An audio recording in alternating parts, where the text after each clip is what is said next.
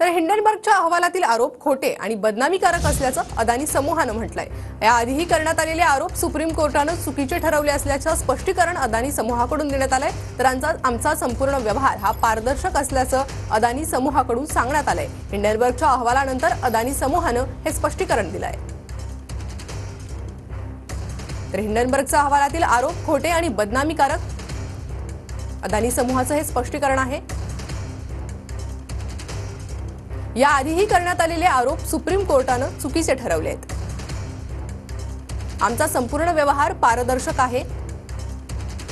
2007 ते 2008 पर्यंत अदानी पॉवरमध्ये अनिल अहुजा हे नॉमिनी संचालक होते आणि त्यानंतर अदानी एंटरप्राइजेसमध्ये संचालक पदावर 2017 पर्यंत होते। अदानी समूह हा कोणाही वैयक्तिक भागीदारीत जोडलेला नाही। तर आम्ही यावर कायदेशीर पावले उचलण्यासाठी सल्ला घेत आहोत। अदानी समूह आणि सेबी प्रमुखांमध्ये संबंध, हिंडनबर्गचा नवा अहवाल। तर सेबी अध्यक्ष माधवी पुरी बुच यांचा अदानी ऑफशोर संस्थेत हिस्सा असा दावा हिंडनबर्गने केला होता। हिस्सेदारी असल्यानं अदानी मनी सिपनिंग घोटाळ्यात कारवाई नाही असं हिंडनबर्गने अहवालात म्हटलं होतं। तर माधवी पुरी बुच आणि अदानी समूहाकडून सर्व आरोप फेटाळण्यात आलेले आहेत।